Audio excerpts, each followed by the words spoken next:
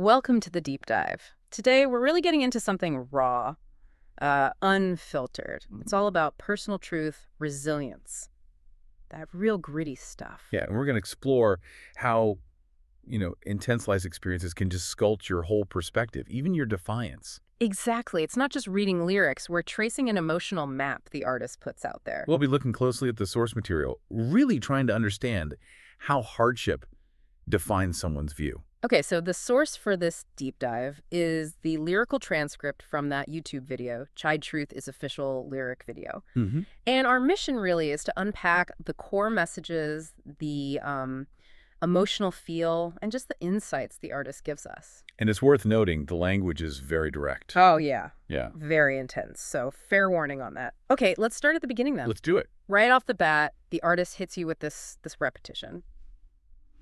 Truth is, I've been through a lot of shit in my life, shit in my life, shit in my life. Yeah. You really feel the weight of that, don't you? The way it's repeated like that. Absolutely. It's not just saying it once. It's like, this is constant. This is the baseline. And then straight after, every time I had to pull myself up from the strife, yeah. That juxtaposition is striking. Yeah. The constant burden and then the constant effort. Right. What does that opening really tell you? How does it set the stage? Well, that repetition, it makes it clear struggle isn't just an event. It's fundamental to their experience. It's part of who they are. Woven into them. Exactly. And pulling myself up, that phrase, it highlights this active, relentless self-reliance.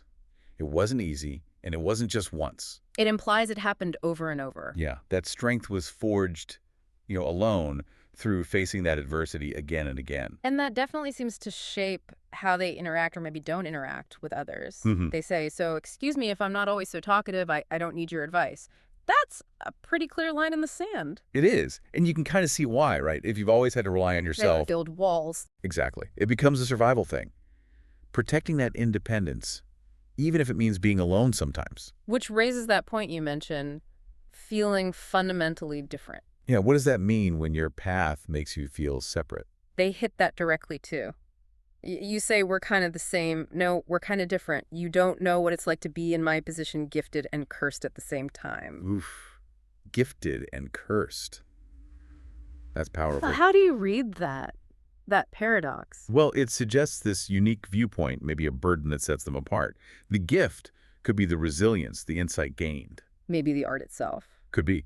But the curse is maybe the isolation or just the ongoing struggle that keeps them from connecting easily. Because others just don't get it. Right. They haven't lived it. And this connects right back to that distrust you mentioned earlier. Yeah, the lines.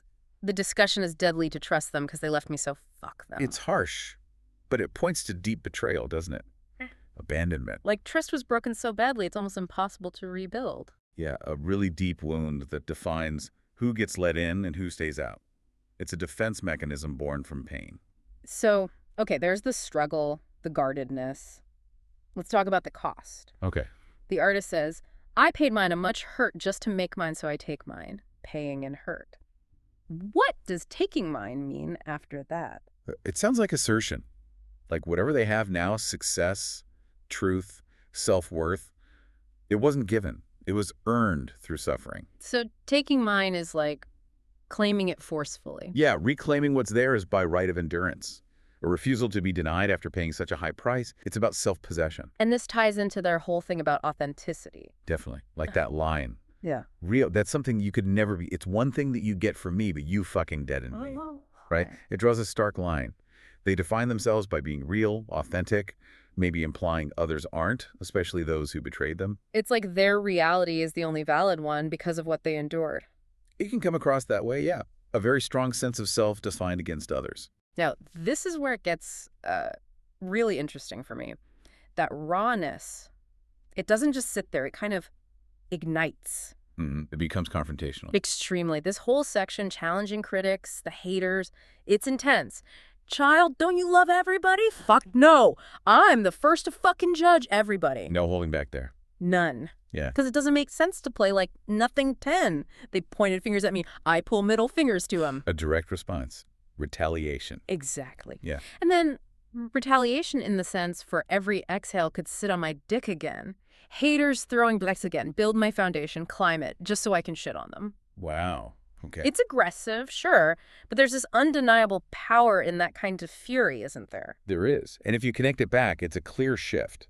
It's not just surviving anymore, not just pulling myself up. It's fighting back. Yes, actively. Asserting dominance over those perceived enemies. It's self-preservation taken to an offensive level. So the foundation they build from the bricks isn't for shelter. No, it's a platform, a vantage point to, metaphorically speaking, look down on and exert power over those who attack them. It's turning the weapons used against them into their own tool for dominance. Precisely.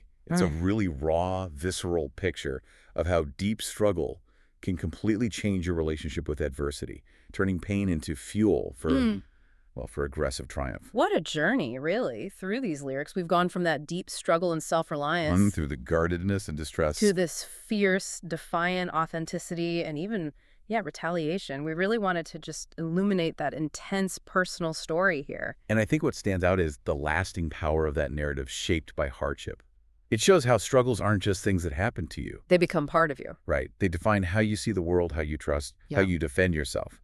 That resilience, that raw authenticity that seems to be the core of the artist's truth. So, something to think about as you leave this deep dive.